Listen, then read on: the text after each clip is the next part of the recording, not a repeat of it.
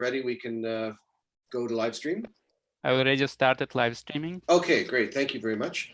So yes, welcome to the final thesis presentation for Kate Korotayeva, Body and Architecture. I'd like to welcome our two guest critics, our external critics. Joining us from SciArc is Jacqueline Bloom. We're very happy to have you join us. Also principal of JHB. And our other guest is Julie Gira, who is a senior designer with Teeple Architects here in Toronto. Kate's committee is Colin Ripley, supervisor, Scott Sorley, second reader, and myself, Marco Polo, as program rep. So Kate, we have your presentation pre-recorded. So yes, as soon as we're ready, we can run that. That I'm assuming will run for about 20 minutes. Is that right? Yes. Yeah. Okay, after that, we will ask, we will invite questions for clarification. And if there are no questions for clarification, we'll go right into the discussion. So whenever we're ready, we can run that video. Okay, so now like technical comment. So people who watches this thesis defense on live stream, please use the link in the description of the presentation to watch a YouTube version of pre-recorded video presentation. Like, please, people who are on the committee, you can use the link which I sent you through the chat, or you have this link in the last email which you received about the presentation. I hope everybody just open the chat in Zoom and you can copy this link and paste it in your browser. Then you will see the YouTube video. Just go full screen and watch the whole video, and then come back to discuss the presentation. Okay.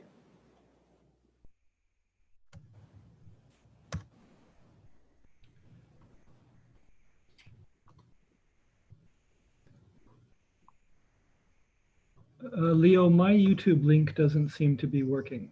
This work is titled Bodies in Architecture, and it will attempt to face two assumptions that underlie the Western architectural discourse in relation to the human body. Could you copy the link from the chat, the idea that Scott? architecture can operate exclusively addressing the physical body. Guys? Yeah, I see it, right.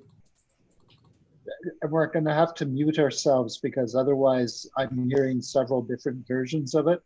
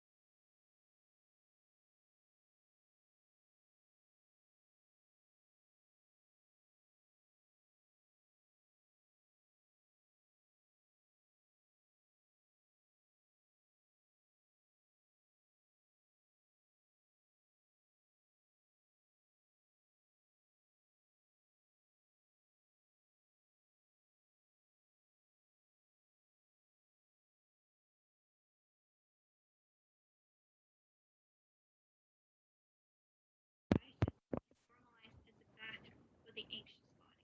This text will establish the form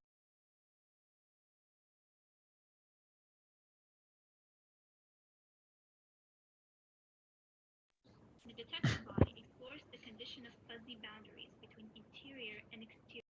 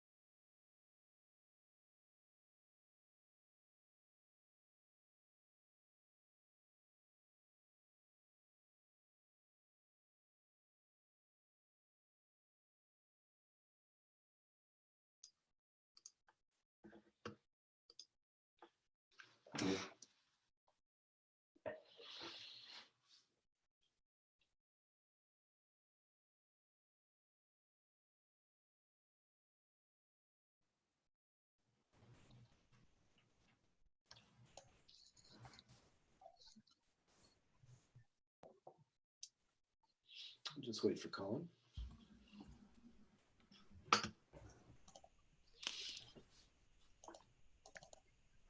Yep, I'm here. Hi. Okay, well, thank you very much, Kate, for Thank the you. presentation.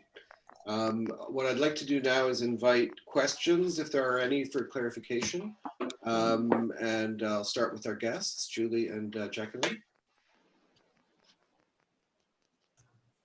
Maybe if you could just explain a little bit about the program, your graduate thesis program. Like, is it a full year or a full semester? The thesis is a full year.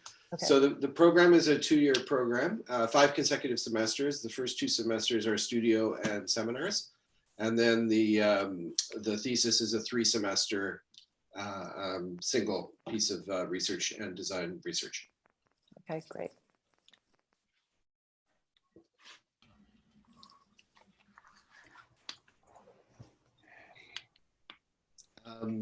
There's a lot. There's a lot. Yeah. There's a lot to talk we can about just here, Well, we right? jump can right have a in. discussion, right? Jump Yeah. right in. Yeah. I guess I'm wondering, it seems that the visual senses are highly overwhelmed. And even though I understood the point of not trying to establish a hierarchy, it does seem like every space is the same because there's one dominant color and then there's a lot of objects. And even though there's an intention behind what it's supposed to be doing, what was the purpose behind differentiating the feelings? I guess it seems that the bottom floor is supposed to be more erotic and sexual. The bathroom is supposed to be anxiety reducing, and then the top floor is about showing the self. So I'm just wondering if what was the intention behind making the language similar instead of addressing what that actually does for the senses? Yes, the spaces are visually similar, and there is a bit of a language that was established at the end. The way I approached each space is starting with the ideas of senses, which I was calling bodies, and assembling objects and surfaces and parts and all kinds of objects essentially to populate these spaces. And what we usually do in a design process when we choose, let's say, a feature wall or a surface that will join our design scheme, we alter it, we change it to fit in within the overall idea that we have, whether it's aesthetic or formal or programmatic. And in this case, what I was trying to do is to first sort of let the objects be themselves, and the color schemes that emerged as a result were a result of me processing each object and making them either a bright color or giving it personality. And at the end, the language emerged from the expression of each object, as opposed to me predetermining the language, if that makes sense. And what was the intentionality behind the color? Or is it meant to be read as more diagrammatic, where the color doesn't really matter, but it's more the operations that are happening within? Yeah, the color was, in a way, it was an exploration for me to move away from the good taste palette that we usually are constrained by in practice. As architects, we, I find, often go to, concrete, wood, stone, all white, fully rendered, sleek surfaces. And I wanted to move away from that and experiment with, having bold colors and textures that sort of fit in with the idea of the social media aesthetic, the anxious body aesthetic, and sort of combining that into this visual language.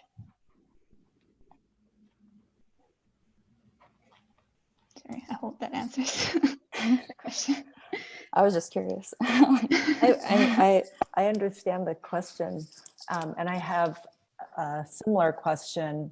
But first, I just want to say that it's a super accomplished thesis, and the amount of research and writing and thinking through all of your citations is super commendable. So I think you did a great job there. I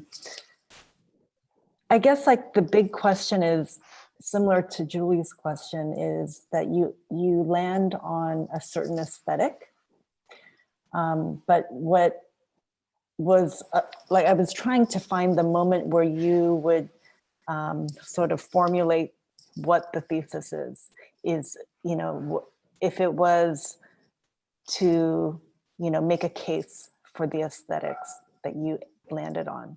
So, and if that is the kind of goal, right, of all of thinking about the bodies in different ways, then I guess what I would say is like there might be a gap somewhere between part 2 and part 3, where you start to take part 2 and describe ways in which you are formulating certain materialities, certain colors, and why those things then get applied to a kind of conceptual idea about those bodies. And so I guess that moment was missing for me in understanding your thesis. But I think you should maybe talk about that. Like what would you say is the kind of, I mean, you talked about indeterminacy, partiality, making a case for that kind of architecture, but it's very broad, I think. Yeah. Yeah, I understand your comment. We've had a few discussions on the role that aesthetics play in this, and obviously it is a statement in itself, and it was a process.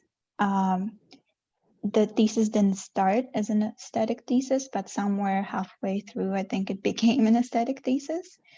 And I'm still sort of a little bit processing that, but for me, the beginning, and I think that's why I structured the presentation with the, maybe I can pull up the images if that helps. Is it okay if I share the screen? Sorry. Yes. Yeah, Mike. Okay.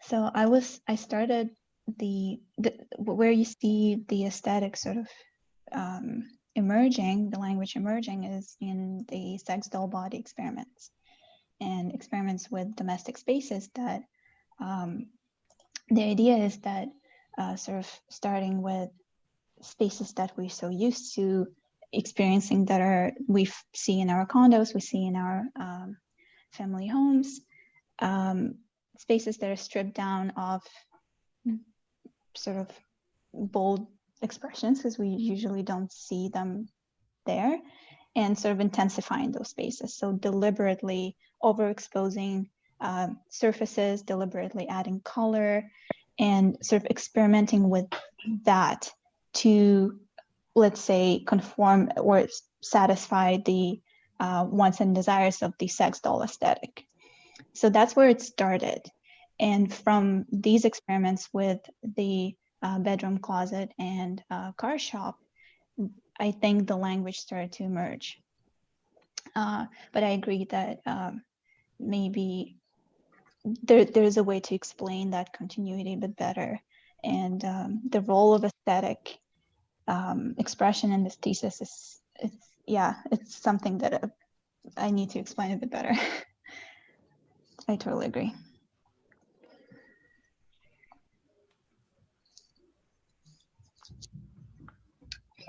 One question that you and I haven't talked about, but maybe we should have, but that just kind of intrigued me from early on, Kate, was that early in your discussion, you talk about the specificity of the male body as used in architectural discourse and traditional architectural discourse. And then later on in the project, well, that sets up an expectation that there's going to be a discussion of gender somehow happening through the project. It's hard to, but you never kind of come back to it in an explicit way. Can you tell us a little bit more about how that fits in? Yeah, I see. So the discussion of the male body as the model for human experience that we resort to often in design,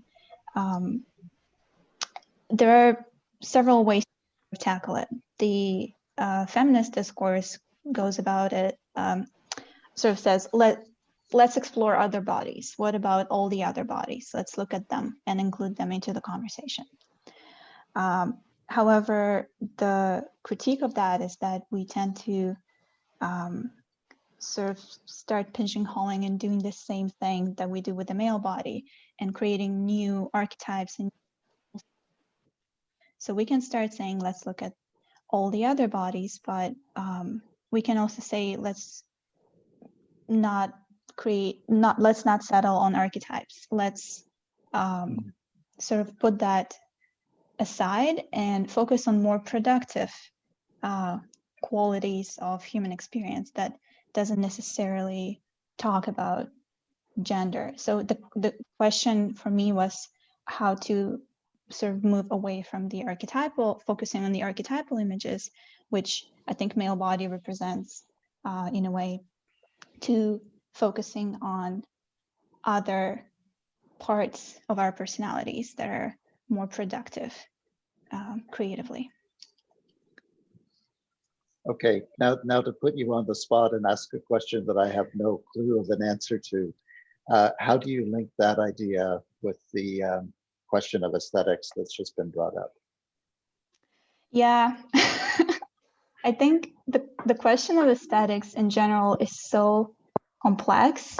Like we tend to, we want explanations, right? When we see consistent language in, let's say, modernism, we demand explanation. What was it? Was it sanitation paranoia? What was it? The desire to reinvent, the damaged and traumatized human of that period? We always want explanations, and I could come up with it. I think we had this discussion before and Scott was not satisfied with my answer. I could also just say, I like this. But yeah, I think it's a complex question that has a little bit of me as an author and what I like and what I don't like, but it also has sort of the desire to move away from, like I previously mentioned, only using certain material palettes that we consider a good taste and experiment with something else. Kate, I think that's key. It's not just an alternative to. It's an intentional repudiation of, right? Like it's not a kind of benign lateral move.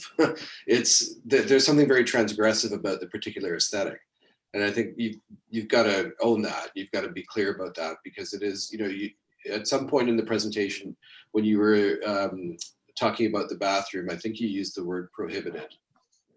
Something about prohibited, and there's something about that in this aesthetic, right? Like you've kind of, and you've said it yourself by saying you've kind of transgressed good taste. So that there is a kind of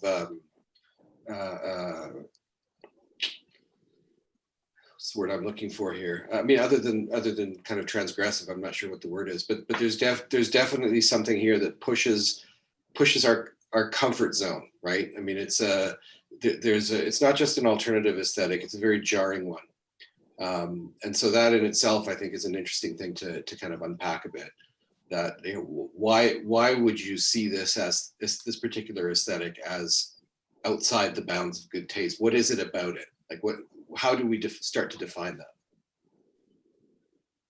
Because I think we can agree that it's doing that, but how is it doing that? What is it about it that is transgressive? Or to flip the question around is to ask the question, what is the disciplinary role of taste?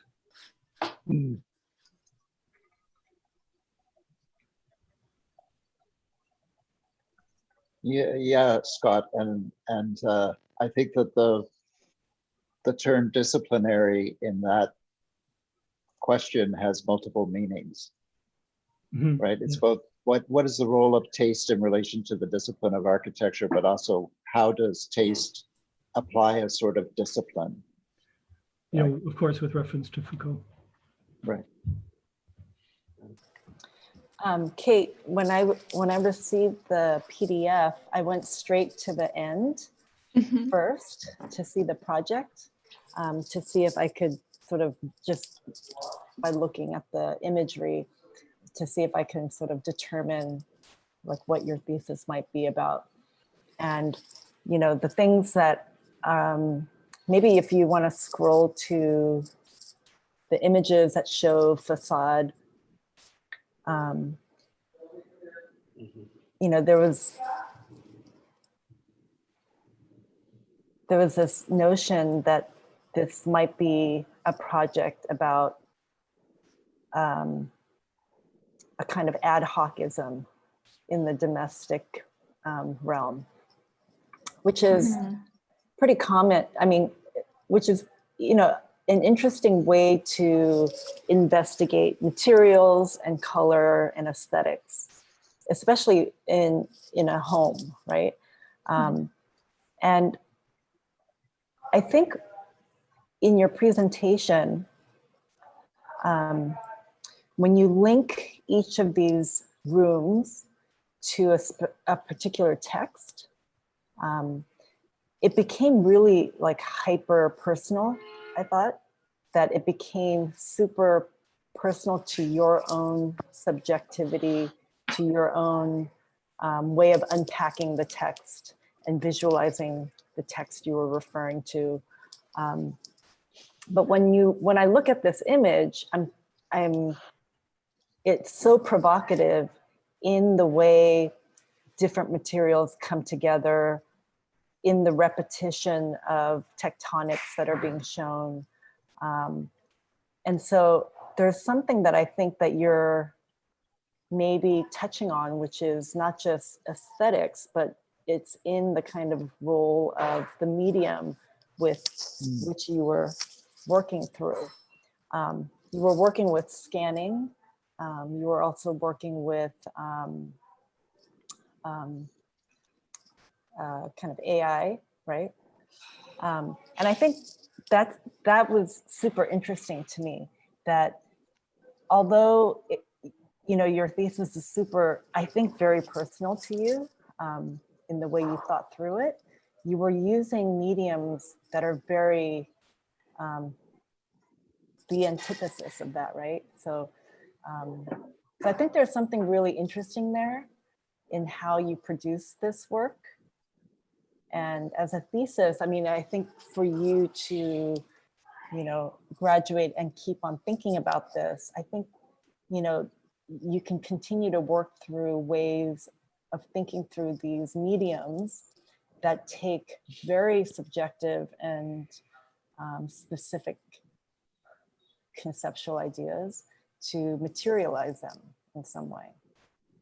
Yeah, I agree. And I'm really glad you picked up on the notion of subjectivity, because I grappled with it throughout the whole process.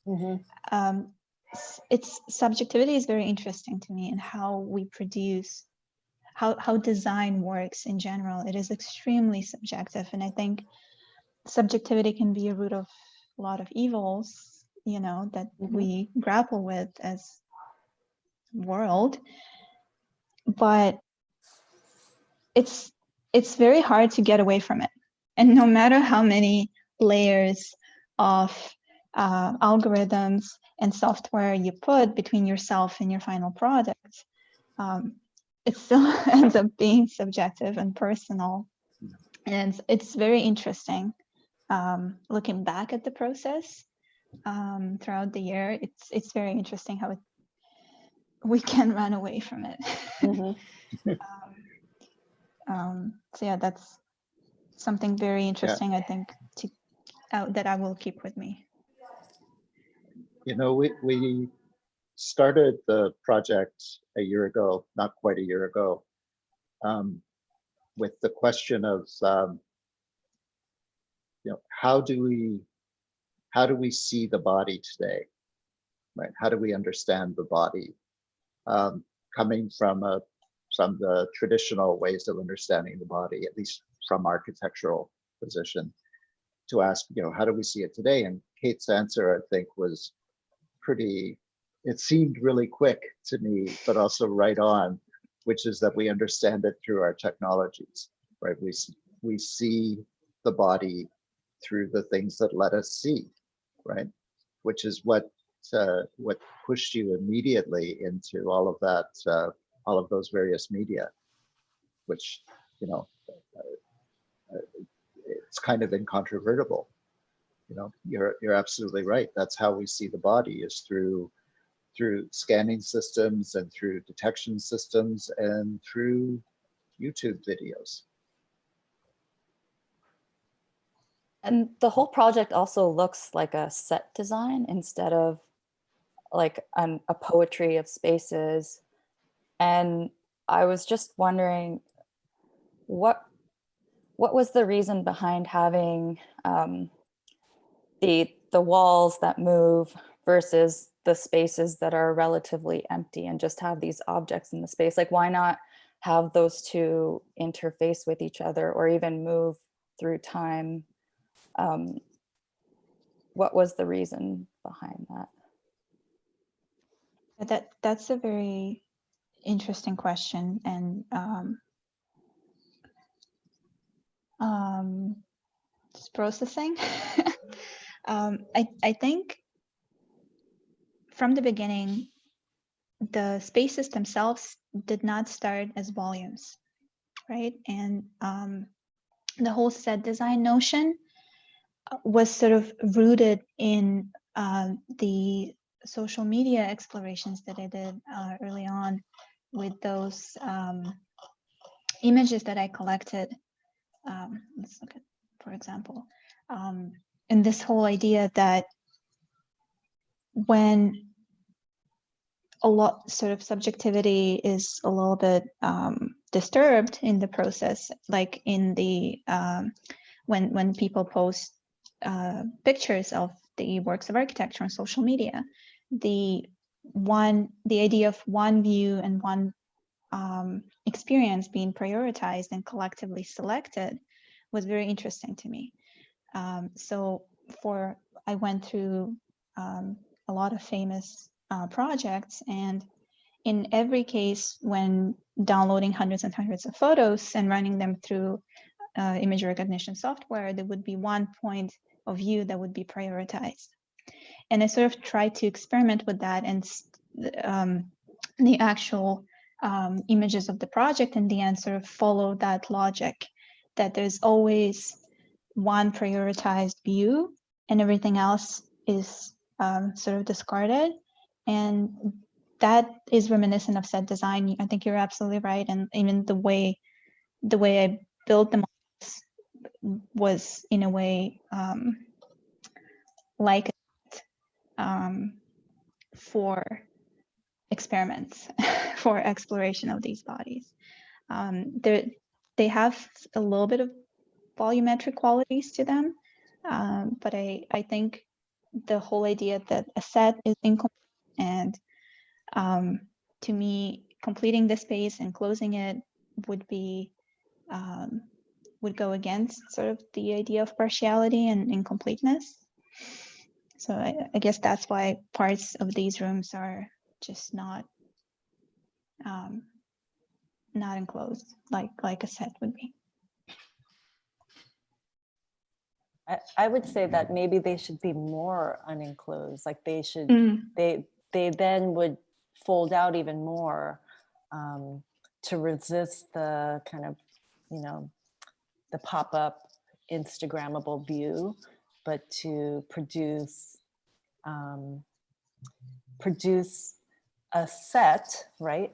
Where if we imagined it as a kind of pop-up set, that not everyone, that there wouldn't be a single photo that is matchable. Like the example that you show, like the images are almost matching, right? Which creates that fuzziness. But to maybe think about being a kind of anti Instagrammable image, you would probably try to create a set where you could never ever really reproduce the same photograph. That there would be too many things folding over upon each other. You wouldn't have a ceiling and a ground and a wall, but those things might be more fluid in a way that would challenge the way a photograph is taken. So I was going to say that, like, I thought that the delivery of your project was pretty conventional. Like, you show images, you show a plan, you show kind of axon view models, but really I think, like, in thinking about your thesis, something more narrative, animated, like the moments where we see the project moving a little bit, and you're taking us through the space, were the strongest moments, I think, in your project.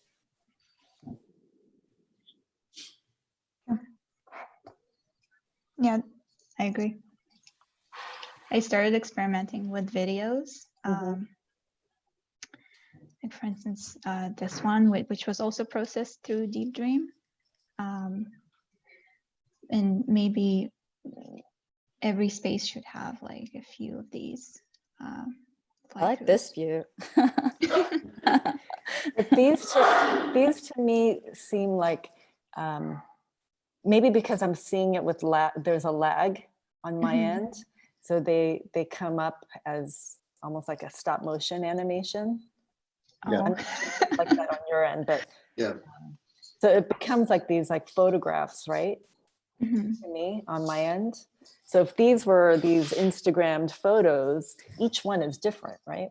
Like you would never be able to sort of capture the same image twice. Yeah, no, I think it's a great question of not only, even in real works of architecture, what can help resist that? Because it is a new way to experience works of architecture. I've experienced works of architecture on Instagram that I've never seen before, but I already have a preconceived idea of what they are because of the collective reproduction. So I think that's a very interesting question. Then did you visit that same architecture and understand that there's a completely different dimension that you're missing by only seeing the visual? So yes, but I'm still drawn to that one spot to take my image of the view that's popular, and I caught myself doing that recently, and I wondered why. Like, I've been conditioned by looking at this image in reproduced multiple times. It's of course there's way more to all of these projects. I'd like to come back just for a second to this idea of the set, which to me suggests that you're kind of talking about the space of domesticity as a space of performance or spectacle. And I wonder if you can maybe talk a bit about that in your thesis? I think absolutely, yeah. Even though I don't explicitly speak to the performative idea of performativity, I think every room is a set for the specific body to play out their lives in a way, and play out that specific play written for that one body in a way. And that's supported by the fact that the spaces, there's no party for each space, there's no coherent idea. It is the life of that specific body that informs the space, and all the objects that are needed for that play to play out. If it makes sense. And why didn't you tackle the kitchen? Because that could have been an interesting one where Yeah. you challenged, even the body shop could have been challenged with more feminine influence, but. I have an image. I tried, I started experimenting with the kitchen. However, I think the other three rooms showed more promise, I guess, in my mind, and I focused on them. But that's the one. I started playing with the kitchen and the idea of artificial uteruses. Kate, you're gonna have to unshare and reshare for us to see that image. Yeah. Oh, I'm sorry.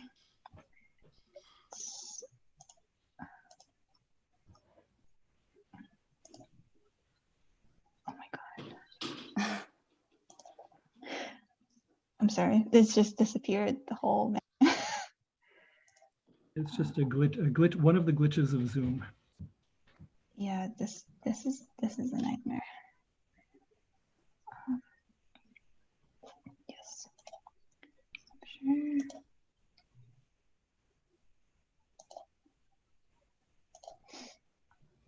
There we go. So let's see if that works. Still see this. There we go.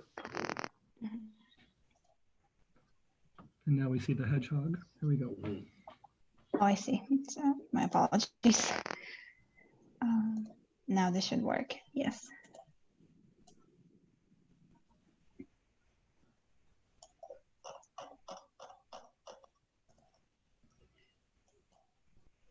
Right. Oh, right.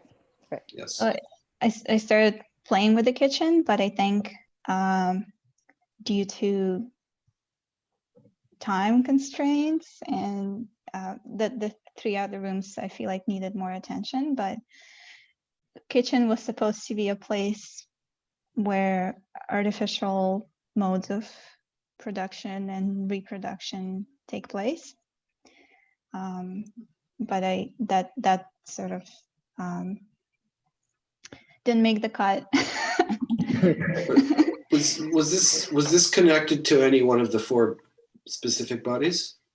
Yeah, it was a body on its own. There were quite a few bodies got cut. I think Colin, in our early discussions, there were 6. Yeah, about that. Yeah, and then. Can I ask a question about the role of, I mean, there's clearly, feminism clearly has a role in your thinking in this project, but I'm wondering, to what degree is this project feminist, and to what degree is it more transsexual? Mm-hmm. So when we define feminism, I can't really speak to the sort of mainstream ideas of feminism. I don't know if I can sort of support them, but what I was basing my ideas on was post-structuralist feminism. So works of Donna Haraway, the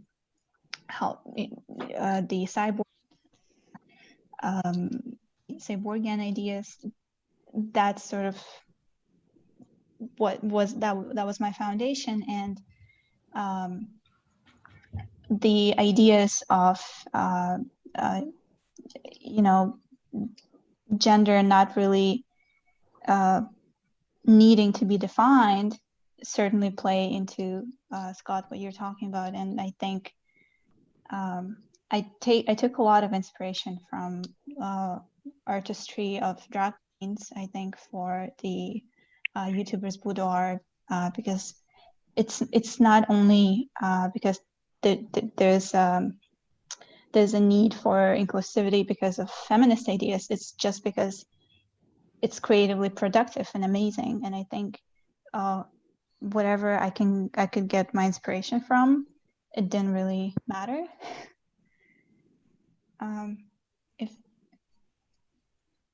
Yeah, I guess what I'm thinking, you know, I mean, I find this, your work is fascinating, and it goes many places, but it seems to me that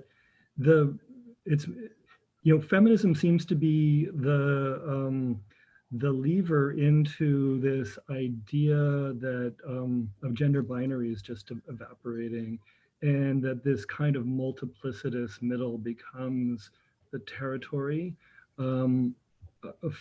among which these ideas of gender and masculinity and femininity and asexuality, etc., can freely float. And so I sort of see this architecture as a kind of floating architecture. Mm-hmm. I agree. I think binaries, not only gender binaries, binaries in general, are extremely problematic. And when we look in between, there's so much more creatively productive work that we can find. So take any binary, not just gender binaries, and even interior and exterior, right? So. Mm-hmm. So that interior exterior also is interesting to me. I mean, you sort of put Deleuze to work with the body without organs, and I think that the sex doll is a great example of a body without organs. That the value of the sex doll is it's all facade and no interior. Although now that I'm saying that, I can just see myself being completely wrong. And then I look at your architecture, and your architecture has got a very complex skin, but it also has a lot of organs, let's just say. Mm-hmm. What do you think of that? I stopped trying to understand the practice of body without organs. The deeper you go into it, the more complex it becomes. I don't understand it as an idea any longer. I think it's a practice. And there are many interpretations. I want to come to your assistance a little bit there. Yeah. Kate, and it's just to when Deleuze talks about body without organs at some point late in his career, I don't remember exactly where this is, but he says, it was never intended to be a difference between the body and the organ, or the idea that there was a body that didn't have organs, but rather it was the idea of a body that is disorganized. Right, a body that is not organized, and so I think, yeah. So it's the hierarchy, it's the partie that's missing, if you like. So I think in that sense, that's exactly what Kate has been trying to do here, is to produce, well, and whether it actually does that or whether there's still a lot of organization left is, something we could talk about, but at least the organizing schemes are of a different variety than we would have seen. So I'm afraid we need to bring this to a conclusion. But before we do, I would like to invite each of you, the guests and committee members, if you have a concluding statement or comment you'd like to make, and same with you, Kate, if there's anything you want to wrap up with. But we'll save you for last, Kate. We'll invite our guests and then our committee members if they have anything they'd like to conclude with. First, congratulations on the great amount of research you've done and the beautiful presentation drawings. I don't know, but I sense that maybe you're timid about what exactly you want to say about architecture. But I think this is a perfect start to that journey, and to just not be afraid to continue to push those boundaries and to articulate those ideas, because there is a lot of this that the world needs more of, and just finding a way to merge these curiosities and these intentionalities and practicing that, it's going to be easier and easier to express that. And it's a lot that you've done, and congratulations. Congratulations. I probably have asked enough questions for you to think about, but maybe one more thing to think about. I think this idea, or maybe the impulse to produce an architecture that is beautiful, aesthetic, but at the same time produces some sort of fragmented view of itself, seems to have been your maybe end goal, and thinking through it through the body is super, super interesting and productive. So I would say continue with that thinking. But I think the bigger question is like, why? And it's a question that I've seen come up a lot, how to produce an architecture that is indeterminate and partial, where we read it as something that is not fully conclusive in some way, at least visually. And so I think there's something, I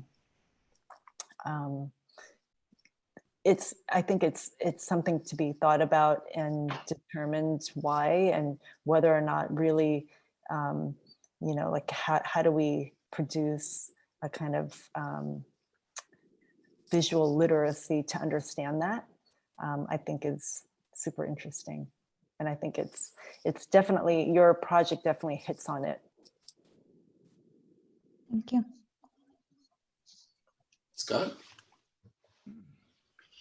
Yeah, I don't have any specific comments because we've been working together for a couple of years now. And I just wanted to say, congratulations on this work. It's been thrilling for me to be a part of, and a real, to be honest, a real privilege. I have learned more from this work than I've learned from a lot of things. And it's been a really valuable experience for me. So I can hardly wait to see where this work goes in the future. Thank you, Kate. Thank you. Before I invite Colin, a supervisor, to have the last word from the committee, I just wanted to say a couple of things. We've talked a lot about the outcome, this kind of extraordinary body of work as represented primarily through your drawings. But I also just wanted to compliment you on the theoretical and intellectual sophistication of the whole thesis, all the research. And at every step of the way, every milestone was some kind of really powerful kind of revelation. And I think it's pretty clear that you've learned a tremendous amount from this process. And that's all we can ask for. It's not so much seeing the outcome, which is fabulous and incredibly provocative, but just the level at which you pushed yourself. I just really want to congratulate and commend you for that. Yeah. And Colin, if you'd like to conclude. Well,